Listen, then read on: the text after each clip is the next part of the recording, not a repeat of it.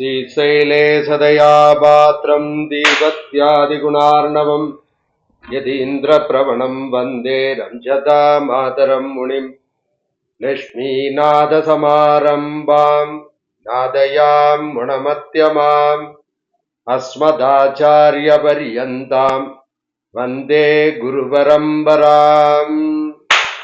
रामाय रामभद्राय रामचन्द्राय वेदसे रघुनाथाय नाथाय सीताया पदये नमः। शेषार्यवंशविमलोदधिसीदभानुं गोविन्दसूरितनयं तदवाप्तबोधं तत्पादसंश्रयसुखं निखिलागमाट्यं श्रीवासलोककरम् अन्वगम् आश्रयामः।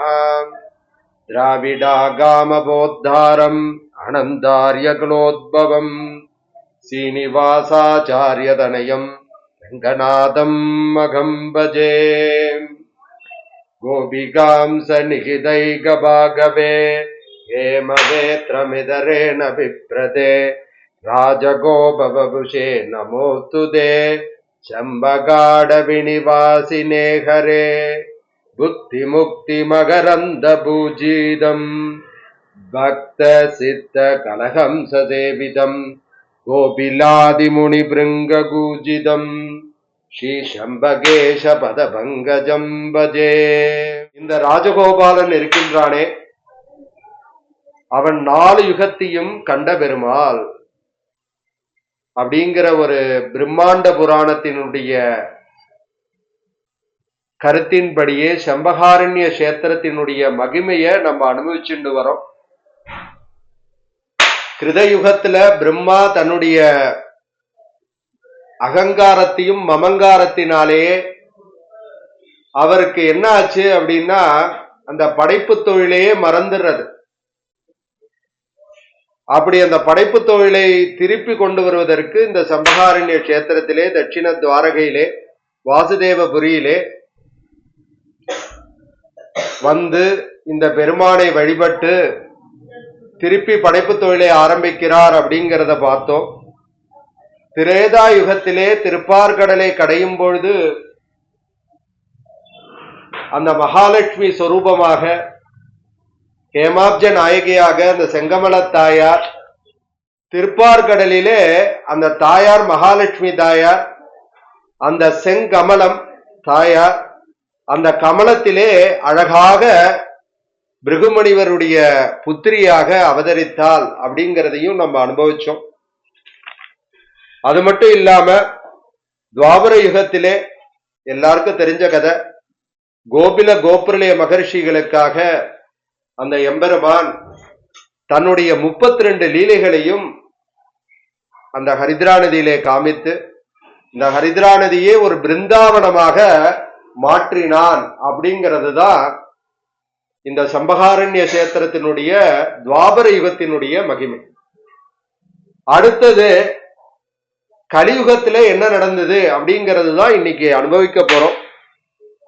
இந்த கலியுகத்திலே என்ன நடந்தது அப்படிங்கிற அந்த கதை அருமையான கதை.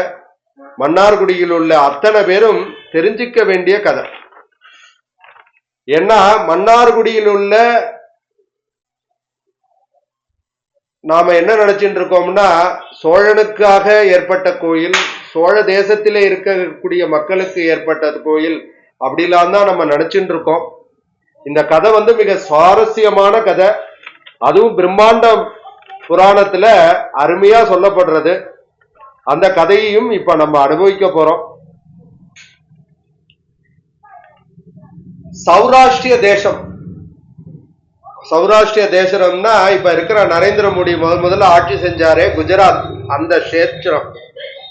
அங்க ராஜசேகரன் ஒரு அரசன் இருந்தான். அந்த ராஜசேகரன் என்ன பண்றான்னா, வேட்டையாடுறதுக்காக காட்டுக்கு போறான். அந்த காட்டுல போய் வேட்டையாடிண்டே இருக்கும் பொழுது அவனுக்கு தண்ணீர் தாகம் அடிக்கிறது. அப்ப என்ன பண்றது, காட்டுக்கு நடுவுல இருக்கோமே அப்படின்னு நினைச்சுட்டே இருக்கும் பொழுது அங்க ஒரு முனிவருடைய ஒரு குடில் தென்படுறது. அந்த முனிவருக்கு பேர் என்னன்னா யக்ஞசீலர். யஜ்யசீலர். ஏன்னா அவர் யஜ்யங்களை பண்ணிண்டே இந்த உலகமெல்லாம் க்ஷேமமாக இருக்கணும் அப்படிங்கிறதுக்காக யஜ்யம் வளர்க்கக்கூடியவர். அவர் அரசனுடைய துன்பத்தை பார்த்து அவருக்கு தீர்த்தம் மற்றும் எல்லா விதமான சம பரிகாரங்களையும் செய்யற. அப்படி செஞ்சோட ராஜா ரொம்ப மகிழ்ச்சி அடையறா. நீங்க என்னைக்கு வேணாலும் என்ன ஏதாவது தேவைன்னா என்னைக்கு வேணாலும் ராஜ்யத்துக்கு வரலாம் அப்படின்னு ஒரு உறுதியை கொடுக்கறா. நான் உங்களுக்கு தேவைகளை எல்லாம் செய்து விடுகிறேன் அப்படின்னு சொல்ற. சில காலம் செல்றது. அந்த ராஜாக்கு ஒரு பெரிய யஜ்யம் நடக்கணும் அப்படிங்கிறது தோன்றது அந்த யஜ்யசீலருக்கு. அதனால அந்த ராஜாவை பார்க்கறதுக்கு போறார். ஆனா கர்மாவசமாக அந்த ராஜா இந்த யஜ்யசீலரை உதாசீனப்படுத்திடுற. ஆனா பெரியவாள்லாம் அதை பத்திலாம் கவலைப்படல.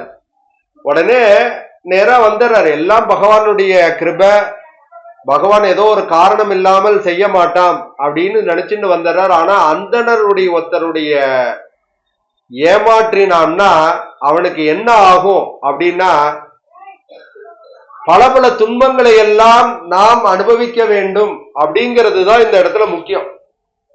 அதனால என்ன ஆயிடுறான்னா, அவன் பித்து பிடிச்ச மாதிரி கொஞ்ச நாள்ல அப்படியே தனக்கு எப்படி யஜ்யசீலருடைய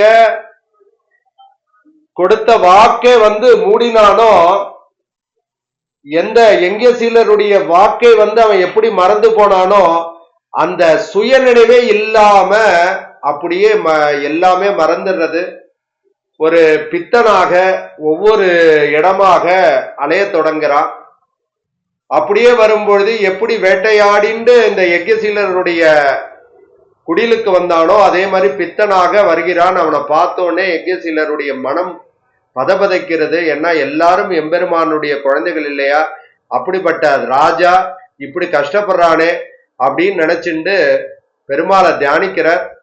அப்ப அவருக்கு எல்லாம் புரிஞ்சிடுறது. எல்லாம் பகவானுடைய லீலை, அந்த கண்ணனாக இருக்கின்ற அந்த கோபாலனுடைய லீலை அப்படிங்கறது புரிஞ்சுண்டு உடனே என்ன சொல்றார், இத போக்கணும்னா ஹரித்ரா நதிக்கு போகணும். தட்சிண துவாரகைன்னு இருக்கு.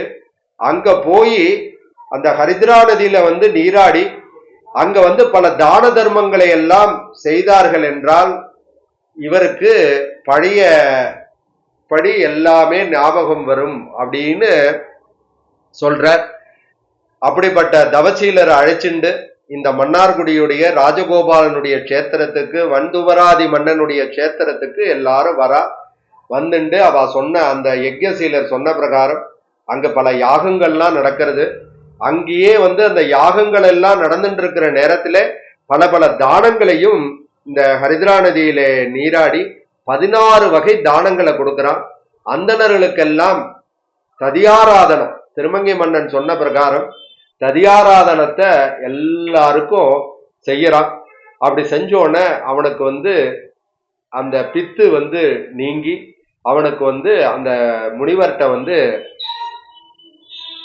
மன்னிப்பு முனிவர்கிட்ட மன்னிப்பு கேட்கிற. முனிவரும் இதெல்லாம் ஒண்ணு இல்லை, இனிமே உனக்கு எல்லாம் சுபமாக ஏற்படும் அப்படின்னு ஆசீர்வாதம் பண்ற. அப்படிப்பட்ட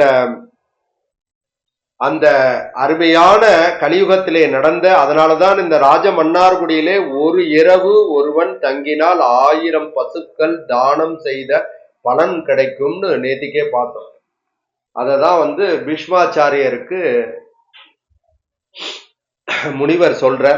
அப்படிப்பட்ட அருமையான அந்த கஷேத்திரத்தினுடைய கதையை நம்ம அனுபவிச்சுட்டு இருக்கோம். அப்படி இந்த ராஜசேகரனுடைய பையனுக்கு பேரு சுவர்ண சுகாமணின்னு பேரு.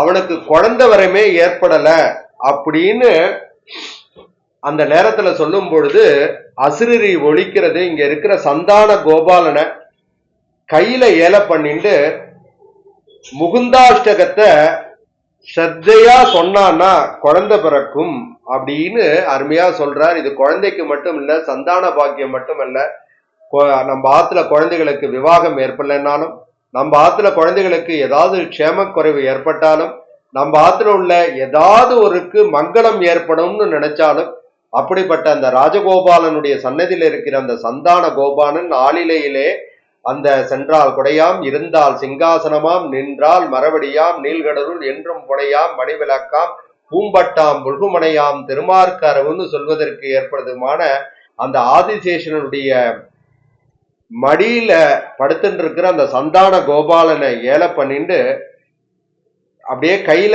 அப்படியே இப்பயுமே யாருக்கெல்லாம் என்ன குறை இருக்கோ அப்படியே கண்ணால அந்த சந்தான கோபாலகிருஷ்ணன் உங்க கையில இருக்கார் அப்படின்னு நினைச்சுட்டு இந்த முகுந்தாஷ்டகத்தை சொன்னோம்னா எல்லாருக்கும் எல்லா மங்களமும் உண்டாகும் அப்படிங்கிறதுனால அடியனுக்கு சான்ஸ்கிரிட் நாலேஜ் அவ்வளவு தூரம் கிடையாது. இருந்தாலும் என்னுடைய சின்ன வயசுல நான் கோயிலுக்கு அடிக்கடி போய் அங்க நிறைய பேர் இத பிரார்த்தனைக்காக இந்த முகுந்தாஷ்டத்தை காதால கேட்டதுனால கொஞ்சம் தப்பு இல்லாம சொல்லுவேன்.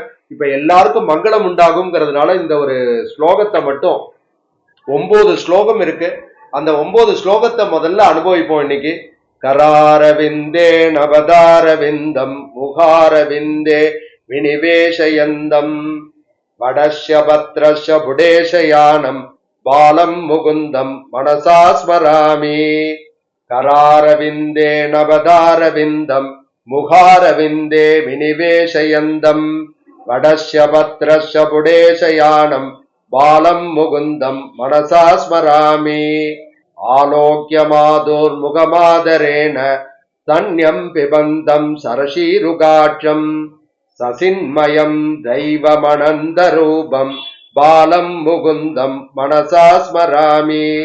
சிக்கே நிதாயாஜ்ய வயோததீனி கார்யே கதாயாம் பிரஜனாயிகாயாம் புக்த்வா யதேஷ்டம் கபடேன சுக்தம் பாலம் முகுந்தம் மனசா ஸ்மராமி.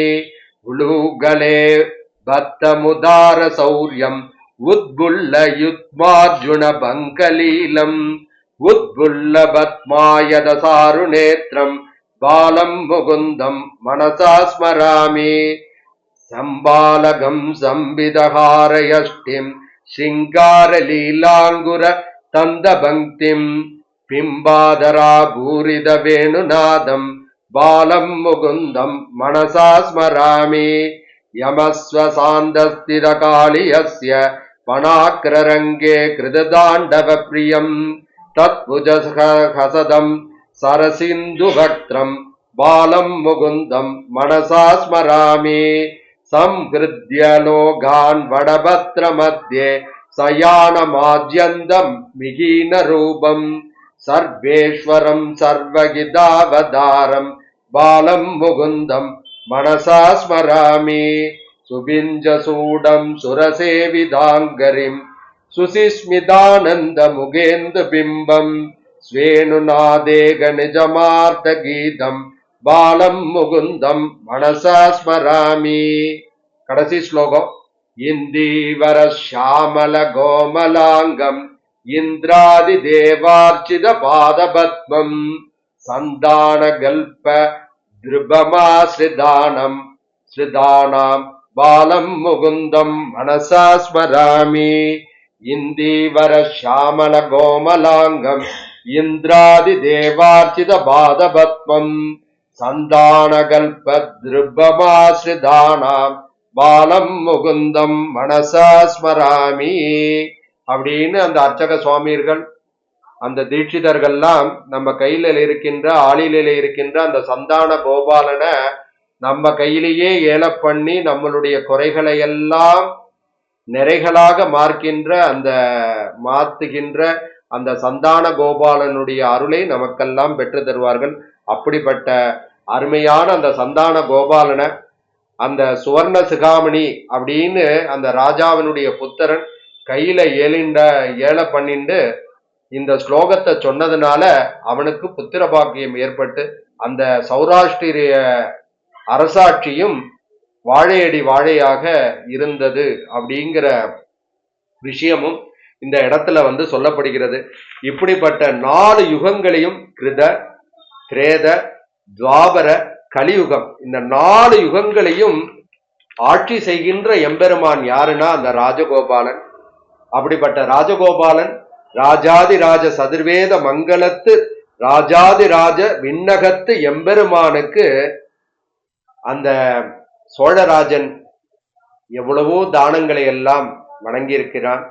அவன் என்ன பண்ணினான் அப்படிங்கிறத தான் நேத்திக்கு பார்த்தோம். ரெண்டு விதமான சோழராஜன். முதல் சோழராஜன் என்ன பண்ணினா அப்படின்னா, செங்கல்னால இந்த காடுகளை எல்லாம் நீக்கி நாடாக்கின போது அந்த ராஜாதி ராஜ விண்ணகரமாக இதை மாற்றினான். அதுக்கப்புறம் குலோத்துங்க சோழன் காலத்திலே கருங்கற்கள்னால இந்த நகரத்தை மாற்றினான். அதனால ஸ்ரீ குலோத்துங்க சோழ விண்ணகரம் அப்படின்னு இந்த ஊருக்கு பேரும் ஏற்பட்டது அப்படிங்கிறதையும் நாம அனுபவிச்சோம். மன்னார் கோயில் அப்படின்னு சொன்னாலே 3 கோயில் நமக்கு ஞாபகம் வரணும். ஒண்ணு வீராணம் ஏரிக்கரையில இருக்கின்ற காட்டு மன்னார்குடி, அது எல்லாருக்கும் தெரியும். நாதமுனிகள் அவதரித்த தலம். நமக்கெல்லாம் எம்பெருமானார் தரிசனம் என்றே இதற்கு நம்பெருமாள் பேரிட்டு நாட்டி வைத்தார் அம்புவியோர் இந்த தரிசனத்தை எம்பெருமானார் வளர்த்த அந்த செயல் அருகைக்கா அப்படின்னு இந்த எம்பெருமானார் மூலமாக, அந்த ராமானுஜர் மூலமாக இந்த ஸ்ரீ வைஷ்ணவ சம்பந்தம் வளர்ந்தது அப்படின்னா இந்த நாதமுனிகளுடைய அந்த 74 மதகுகளை அவர் சொன்னார். அந்த 74 மதகுகளை இந்த ராமானுஜர் என்ன பண்ணினார்னா, வைஷ்ணவம் தழைக்கணும்னா அதை 74 சிம்மாசனபதிகளாக மாற்றினார். அப்படிப்பட்ட முதல் ஊர் மன்னார் கோயில். அதுக்கு பேரு காட்டு மன்னார் கோயில்னு பேரு. அது பிறகு குடிமக்கள் வாழ்ந்ததுனால காட்டு மன்னார்குடி அப்படிங்கிறது அந்த பேரு. அதற்கு இன்னொரு பேர் என்னன்னா வீரநாராயண சதுர்வேதி மங்கலம். இங்க திருமால் எப்படி இருக்காருன்னா ரெங்க மன்னராக கோயில் கொண்டிருக்கின்றார் அப்படிங்கிறதையும் இந்த தலபுராணம் சொல்றது. அது மட்டும் இல்லாத 2வது மன்னார் கோயில் எங்க இருக்குன்னா திருநெல்வேலி மாவட்டம் அம்பாசமுத்திரத்துல இருக்கிற கோயில் பேரும் மன்னார் கோயில் அப்படிங்கிறது இருக்கு. அந்த மன்னார் கோயிலுடைய சிறப்பு என்னன்னா, சேர மன்னன் கட்டினது. ராஜசிங்கன் தான், அந்த சேர மன்னன் ஆகிய ராஜசிங்கன் தான் திருமால் ஆலயத்தை ஏற்படுத்தினார். இந்த கோயில்ல எப்படி இருப்பார் அப்படின்னா, ரெங்க மன்னர் செப்பு திருமணியாகவும், இங்க இருக்கிற ராஜகோபாலன் மாதிரியே செண்டு ஏந்தியவராகவும் இருப்பார். ஒரு புறம் ஆண்டாள், மற்றொரு புறம் பெரிய திருவடி கருடாழ்வார். தத் புருஷாய வித்மகே சுவர்ணபட்சாய தீமகி தன்னோ கருட பிரஜோதியாதுன்னு சொல்லப்படும் விதமாக ஒரு புறம் ஆண்டாள், திருவாடி புறத்து ஜெகத்துதித்தால் வாழியே திருப்பாவை 30 செப்பினால் வாழியே அப்படின்னு ஆண்டாளுடைய வாழி திருநாமத்தை நம்ம சொல்றோம். அப்படிப்பட்ட ஆழ்வாருடைய திருத்தகப்பனார் அவர் கருடாழ்வாருடைய அம்சமாகவே தான் பெரியாழ்வாராக அவர் அவதரித்ததுனாலதான் அவர் பாடும் பொழுதே எம்பெருமானுக்கே பல்லாண்டு பாடினார். இதுதான் நமக்கு வைஷ்ணவத்தினுடைய தத்துவம். பல்லாண்டு பல்லாண்டு பல்லாயிரத்தாண்டு பல கோடி 100,000 மல்லாண்ட திந்தோல் மணிவண்ணா உன் சேவடி செவ்வி திருக்காப்பு அப்படின்னு சொல்லக்கூடிய அந்த 2வது மன்னார் கோயில். 3வது மன்னார் கோயில் நாம அனுபவிச்சுட்டு இருக்கோம். கண்ணனாக, கையில் செண்டேந்தியவனாக, செண்டலங்கார வல்லலாக, ஒரு சைடு பாமா, இன்னொரு சைடு ருக்மணி. இப்படி அழகா 2 பேருக்கும் நடுவுல அப்படி அந்த கண்ணன் வீட்டின்று இவாளை மட்டும் ரட்சிக்கிறதுக்காக, நான் இருதருமா ஞானத்துக்கு நான் வரலடா, இந்த மன்னார்குடிக்கு வரலடா, உங்களை மாதிரி எல்லாரையும் நான் ரட்சித்து ஒரு காலத்துல நீங்க உங்களை எல்லாம் நானும் வைகுந்தம் புகுவது மன்னவர் விதியேன்னு அந்த நம்மாழ்வார் சொன்ன பிரகாரம் நான் உங்களெல்லாம் நான் வைகுந்தத்துக்கு அழைச்சின்னு போவேண்டா, அது வரலையும் என்ன அனுபவிச்சுருங்கடா. எப்படி ஆயர் பாடிகள் எல்லாம் அங்க இருக்கிற ஆட்சிமார்கள் எல்லாரும் அந்த கண்ணனாக என்னை பாவித்து என்னை அனுபவிச்சார்களோ, அதுக்காக தானடா நான் கோபுரலைகளுக்கு நான் கண்ணனாக நான் கடாட்சிக்காம உங்க ஹரித்ரா நதியில தட்சிண துவாரகையில நான் உங்களுக்கெல்லாம் காட்சி கொடுத்தேன். அப்படிப்பட்ட என்னை அனுபவிச்சுட்டே இருங்கோ அப்படின்னு சொல்லக்கூடிய அந்த மன்னார்குடி, ராஜ மன்னார்குடி, மன்னர்களுக்கெல்லாம் தலைவனாக ராஜாதி ராஜனாக இருக்கின்ற அந்த ராஜகோபாலன் இருக்கின்ற அந்த மன்னார்குடியினுடைய குடியானது 3வது மன்னார் கோயில். இப்படிப்பட்ட அந்த 3 மன்னார் கோயிலினுடைய சிறப்பையும் நாம தெரிஞ்சுக்கணுங்கிறதுக்காக தான் இந்த இடத்துல சொன்னோம். அந்த சோழ மகாராஜனுடைய கைங்கரியம் இருக்கே, அது சாதாரண கைங்கரியம் கிடையாது. ஏன்னா அத நம்ம ஒரு வார்த்தைகளால சொல்ல முடியாது. எல்லாரும் என்ன நினைச்சுப்பா, நாயக்கர் காலத்துலதான் மண்ணை வந்து மிக சிறப்பாக இருந்தது அப்படின்னு நினைச்சுப்பா. ஆனா அப்படிலாம் இல்ல. ராஜாதிராஜனாக இருக்கின்ற அந்த சோழனுடைய ஆட்சியிலேயே இங்க வந்து நிறைய நிலங்களை எல்லாம் மானியமாக கொடுத்தான். அவனுடைய பிறந்த தினம் திருநட்சத்திரம் சொல்றது. அவன் எந்த மாசம் பிறந்தானா புரட்டாசி மூலத்துல பிறந்தான். இந்த மூலத்துக்கும் அடுத்தது ஆச்சாரியன் வரப்போகின்ற மணவாள மாமுனிகளுக்கும் சம்பந்தம் இருக்கு. ஆனா மணவாள மாமுனிகள் ஐப்பசி மூலத்தில் அவதரித்தான் வாழியே அப்படின்னு நம்ம சொல்றோம். அப்படிப்பட்ட ஆச்சாரியன் வந்து நம்மளுடைய மன்னார்குடி தேசத்துல கால் பதித்ததுனால, அவருடைய திருவடி பட்டதுனால, ராமானுஜருடைய மறு அவதாரமாக இருக்கின்ற பெரியஜீயனுடைய திருவடி சம்பந்தம் ஏற்பட்டதுனால நம்ம எல்லாருக்கும் மன்னார்குடியினுடைய சம்பந்தம் ஏற்பட்டதுனாலும் ஒரு இரவு நம்ம தங்கினாலும் நமக்கு வந்து வைகுந்தம் புகுவது மன்னவர் விதியேன்னு நம்மாழ்வார் சொன்ன பிரகாரம் நமக்கும் எல்லாருக்கும் எல்லாம் கிடைக்கும் அப்படிங்கிறதுல ஒரு சந்தேகமும் நமக்கு கிடையாது. அப்படிப்பட்ட அருமையான கஷேத்திரத்துல புரட்டாசி மூலம் இது எல்லாருக்குமே ஒரு சர்ப்ரைஸா இருக்கும். நிறைய பேர் மன்னார்குடியில இருக்கிறவாளுக்கும் இது தெரியுமான்னு தெரியாது. ஏன்னா இது கிட்டத்தட்ட ஒரு 1000 வருடங்கள், கிட்டத்தட்ட ஒரு 900 வருடங்களுக்கு முன்னால் நடந்த கதை அப்படிங்கிறதுனால நமக்கெல்லாம் தெரியுமான்னு தெரியாது.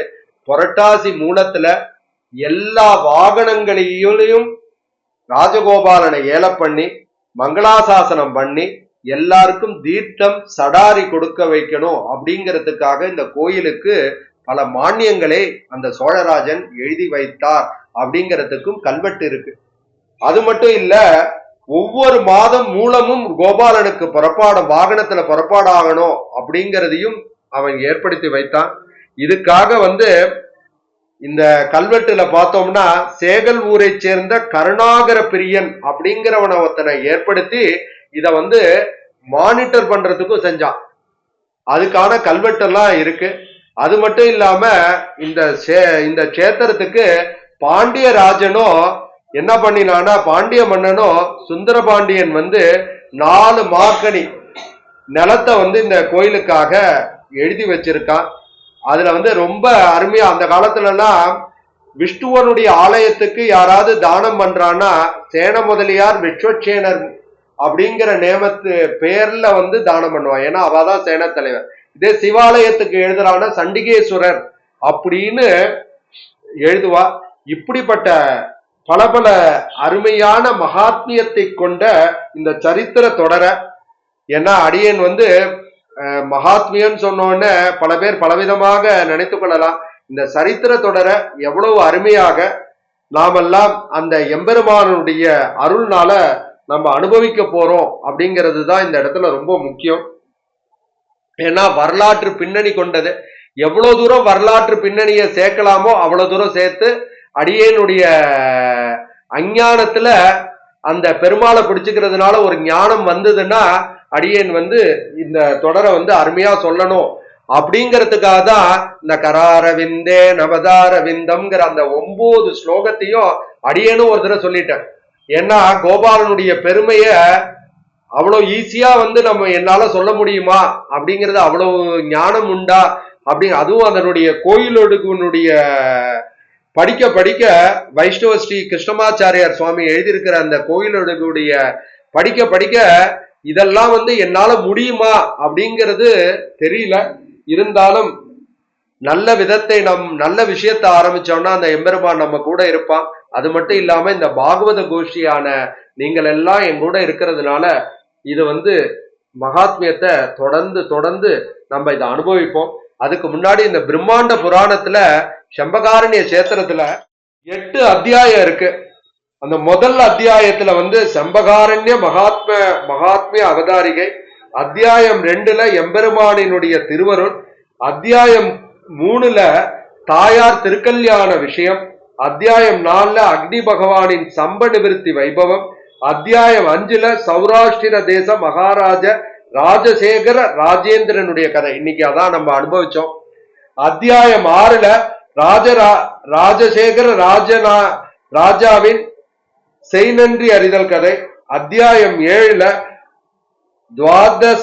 துவாதசாட்சர மந்திர மகிமையும் ஆவிர்பாவ விஷயமும், அத்தியாயம் 8ல ஹரித்ரா நதியும் மற்றும் செம்பகாரணத்தை சுற்றியுள்ள 9 தீர்த்தங்களுடைய மகிமையும் இந்த பிரம்மாண்ட புராணத்துல இருக்கு. இதை நம்ம சுருக்கமா நம்ம பார்த்திருக்கோம் இந்த கஷேத்திரத்தினுடைய மகிமைய.